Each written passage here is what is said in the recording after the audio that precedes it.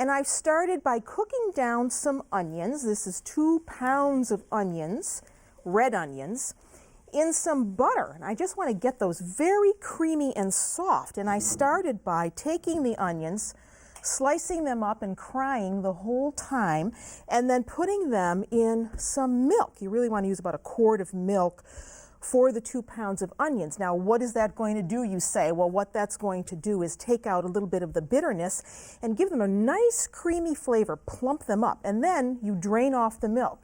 And the milk you could use to make a sauce, like a bechamel sauce, so don't throw the milk away. So our onions are cooking. So this is going to be the filling for the crepe. And we're also going to add an apple to the onion. So this is just 1 apple that I've baked. You can either do that in your microwave or you can do it in the oven. And now we want to get the top on, number 1, that would be good, and grind that up. So it's like applesauce.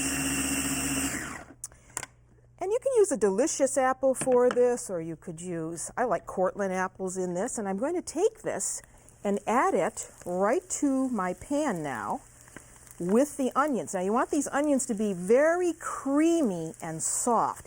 And what the apple does here is help to bind the onions and also give it a little bit of a sweet flavor. So that's our apple.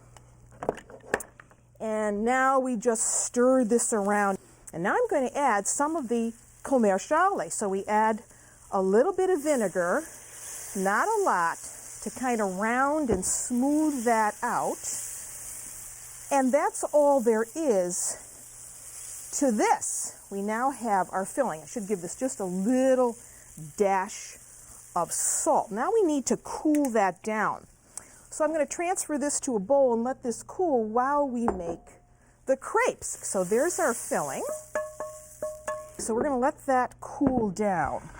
So now to do the crepes, you want to have some flour ready.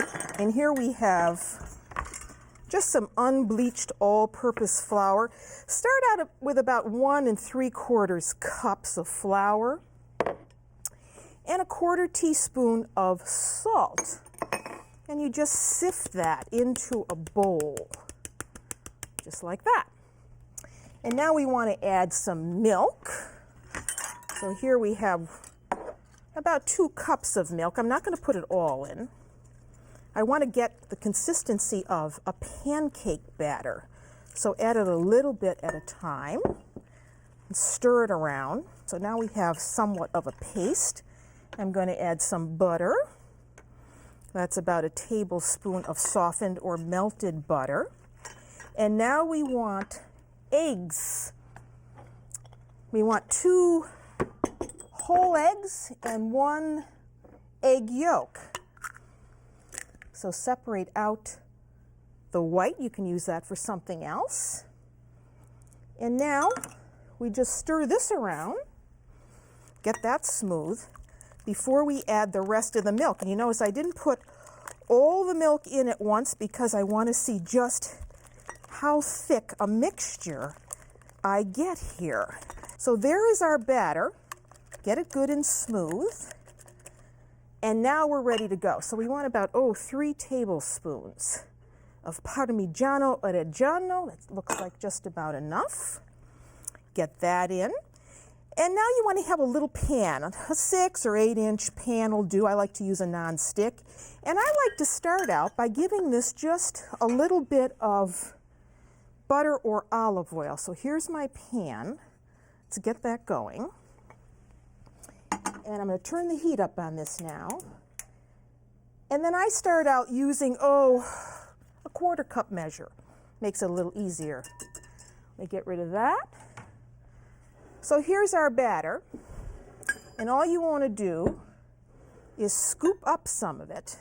Just about a 1/4 cup is enough. And then put it right into your pan and swirl it around. Swirl it around. I think I need just a little bit more there. You want to coat the bottom of the pan. Swirl it around so it's nice and even. And then you let this cook. Let it cook on the underside. So we're going to leave it over the flame to cook, and while it's cooking, we have to get that sauce ready. So here's an apple.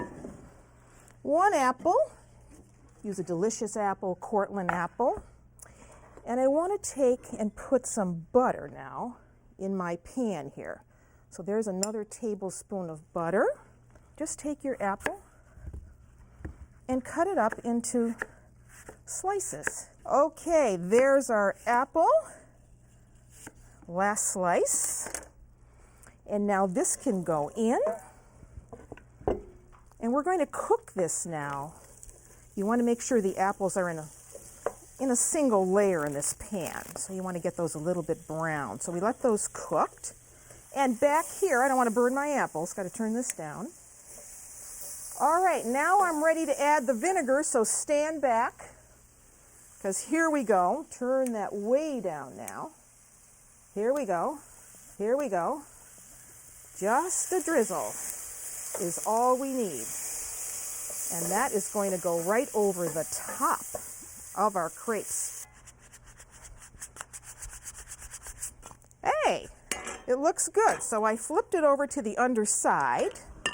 And then as you make them, what you can do is have a dish ready with some wax paper. And as you cook them, and they move very gingerly out of the pan, you see, you just put them on the wax paper. And you want a bake pan. So you want to give that a little bit of olive oil or butter. See how fast and easy this is? Now remember, you're watching to see that crepe is cooked on the top. When you no longer see any wet looking area, then you can flip it, not yet. Now, what do we do here? We take our crepe, we take our mixture, and we put some right in on top of our crepe shell, just like that. Spreading it thin. Now this has got that flavor of balsamic vinegar, so you don't want to overdo it. Some Parmigiano Reggiano cheese goes over the top, and you fold it over, you see, like a hanky. Put it in your bake dish. So here's our second one, fold it over into our pan. These have to bake for about 10 minutes. 10 minutes just till they're hot. So there's our fourth one. So there's 4. And now we want to add, again, a little bit of Parmigiano cheese over the top. Give this a little dot of butter, just to help that stay nice and moist over the top. And that's all ready for the oven. So your oven's on at 350 degrees. It goes into the oven, and you bake it for about 10 minutes or until it's really nice and hot. So there you have it. Crepes with balsamic vinegar.